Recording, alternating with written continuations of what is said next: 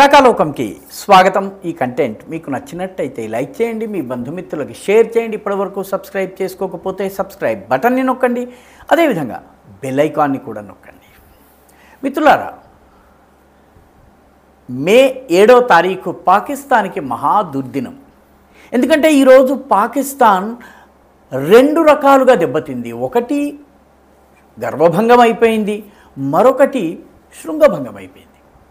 శృంగం అంటే కొమ్ము కాస్త విరిగిపోయింది. ఈ అహంకరించిన మదమెక్కినటువంటి గిత్త ఏదైతే ఉందో దానికి కొమ్ము కాస్త విరిగిపోయింది.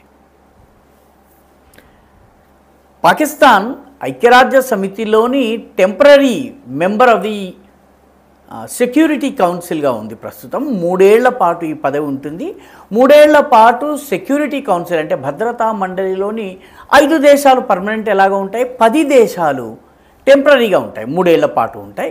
ఈ రకంగా ప్రస్తుతం పాకిస్తాన్ టర్మ్ నడుస్తోంది. కాబట్టి పాకిస్తాన్ ఏదో ఒక రకంగా కశ్మీర్ ఇష్యూని అంతర్జాతీయ వేదికలో ఐక్యరాజ్య సమితిలో తీసుకెళ్లాలని చెప్పి ప్రయత్నించి సెక్యూరిటీ కౌన్సిల్ యొక్క ఎమర్జెన్సీ సమావేశాన్ని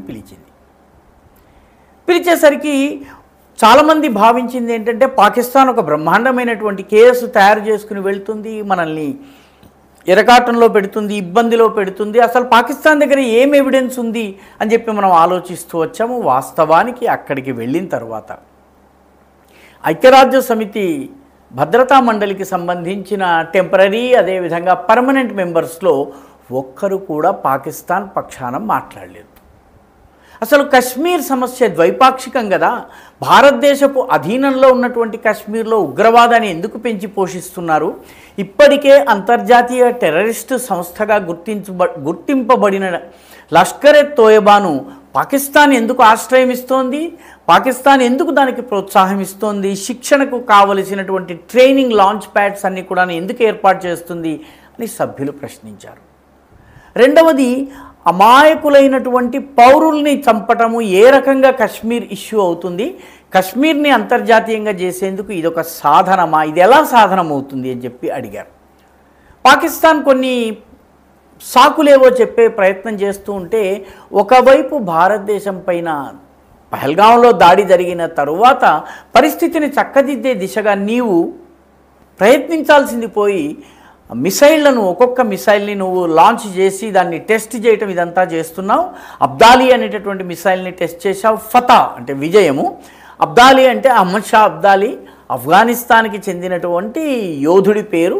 ఆఫ్ఘనిస్తాన్కి చెందిన యోధుడి పేరు పాకిస్తాన్ పెట్టుకుంది, కానీ ఆఫ్ఘనిస్తాన్తో యుద్ధం చేస్తుంది. అయినప్పటికీ ఇవన్నీ నువ్వు ఎందుకు రెచ్చగొట్టే చర్యలకు చేపడుతున్నావు అని చెప్పి ప్రశ్నించడం జరిగింది. దాంతో పాకిస్తాన్కు గొంతుకు అడ్డం పడ్డట్టు అయింది, ఎటువంటి సంజాయిషిని ఇవ్వలేకపోయింది. ఒక తీర్మానాన్ని పాస్ చేయటం కానీ, ఒక రకంగా ఈ సమస్య గురించి మళ్ళీ చర్చిద్దామని కానీ, ఒక బహిరంగ ప్రకటనను ఇవ్వడానికి కానీ భద్రతా మండలి అంగీకరించలేదు.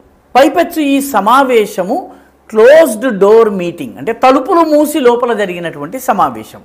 పర్యవసానంగా పాకిస్తాన్ ఏదో తన టీవీలో లైవ్ చూపించుకోవాలని చెప్పి ప్రయత్నిస్తే ఆ చిన్ని ప్రయత్నం కూడా బెడిసికొట్టింది. దాంతో పాకిస్తాన్కి పూర్తి స్థాయిలో ఐక్యరాజ్య సమితిలో తాత్కాలిక member of the security council అయినప్పటికీ తన మాట చెల్లలేదు. చైనాతో సహా అన్ని దేశాలు పాకిస్తాన్కి వ్యతిరేకంగా మాట్లాడాయి. దీంతో పాకిస్తాన్కి శృంగభంగమైనట్టుంది. మరొక వైపు బలూచిస్తాన్లో బలూచ్ స్వతంత్ర పోరాట వీరుల యొక్క దాడులు మరీ ఉధృతమయ్యాయి. ఇప్పటికే మంగోచర్ అదేవిధంగా కలాత్ పట్టణాలు పూర్తిగా బలూచ్ లిబరేషన్ ఆర్మీ చేతుల్లోకి వచ్చాయి. ఈ 2 చోట్ల ఉన్నటువంటి ప్రభుత్వ భవనాలన్నింటినీ కుప్పకూల్చేశారు. ప్రభుత్వానికి సంబంధించినటువంటి అంటే పాకిస్తాన్ ప్రభుత్వానికి సంబంధించిన ఏ అసెట్ని ఉండనివ్వలేదు. అదేవిధంగా క్వెటా టు కరాచీ, అదేవిధంగా ఖారన్ టు నోష్కి, ఈ 2 ప్రధానమైనటువంటి హైవేలు, ఈ 2 హైవేలని బలూచ్ లిబరేషన్ ఆర్మీ తన పూర్తి స్వాధీనంలోకి తీసుకుంది. 30-40 మంది సాయుధులు వెళ్ళే ప్రతి బండిని ఆపుతున్నారు. అందులో పంజాబీలు కానీ, ప్రభుత్వ ఉద్యోగులు కానీ, భద్రతా సిబ్బంది కానీ ఉంటే వాళ్ళని చంపేస్తున్నారు. అంటే టోటల్ డామినేషన్ అన్నమాట. ఖెజాయ్, గరారి, రహీమాబాద్ ఈ పట్టణాలు పూర్తిగా విముక్తమైపోయినాయి, బలూచ్ లిబరేషన్ ఆర్మీ చేతుల్లోకి వచ్చేసాయి. అదేవిధంగా అవారన్ అనేటటువంటి ఊళ్ళో అయితే పోలీస్ స్టేషన్ మీద బలూచ్ ప్రజలు తిరుగుబాటు చేశారు. పోలీస్ స్టేషన్ని ధ్వంసం చేయటమే కాదు, బయట వాటర్ ట్యాంకర్ ఉంటే దాన్ని కూడా బద్దలు కొట్టేశారు.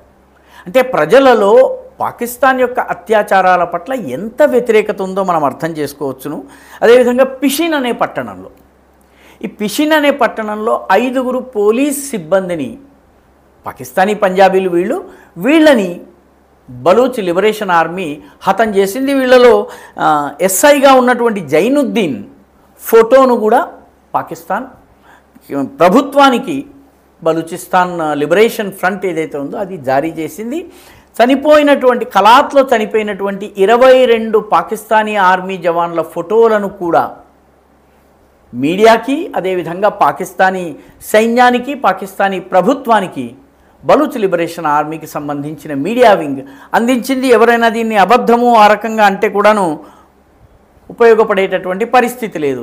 మరోవైపు బలూచ్ లిబరేషన్ ఆర్మీకి సంబంధించినటువంటి గెరిలాలు కోస్ట్ గార్డు పైన, అంటే సరిహద్దు ముఖ్యంగా గ్వాదర్ చుట్టుపక్కల ప్రాంతంలో సముద్రాల్లో రక్షణ కల్పించేటటువంటి కోస్ట్ గార్డు పైన కూడా బాంబులు దాడి చేశారు.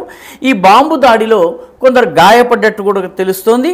మొత్తం మీద చూసినట్లయితే మార్చిలో train hijack, Bolan కనుమల్లో train hijack జరిగిన తరువాత అసలు ఎక్కడా రాయితీ ఇవ్వకుండా దాడి చేస్తూ పోతున్నారు బలూచ్ వీరులు. ఇప్పుడు తాజాగా తేలుతున్నటువంటి విషయం ఏంటంటే గత ఒక్క వారంలో 90 మంది పాకిస్తానీ జవాన్లు బలూచ్ సైన్యం చేతిలో చనిపోయారు. వాస్తవంగా యుద్ధం జరిగితే కూడా అంతమంది చనిపోరు.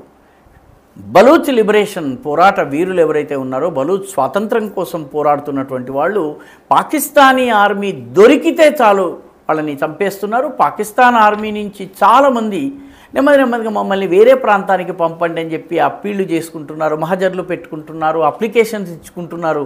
మొత్తం మీద పాకిస్తాన్కి బలూచిస్తాన్లో శృంగభంగం, అదేవిధంగా ఐక్యరాజ్య సమితిలో పూర్తిగా అక్కడ గర్వభంగం జరిగింది. ఇంకా పాకిస్తాన్కి మిగిలింది ఇంకొక్కటే భంగం ఉంది. ఆ భంగం కూడా త్వరలోనే అయిపోయేటటువంటి సూచనలు కనిపిస్తున్నాయి. ఈ వీడియో మీకు నచ్చినట్టయితే లైక్ చేయండి, షేర్ చేయండి, ఈ ఛానల్కు సబ్స్క్రైబ్ చేయండి. మీ అభిప్రాయాన్ని కమెంట్ల రూపంలో తప్పనిసరిగా పంపించండి.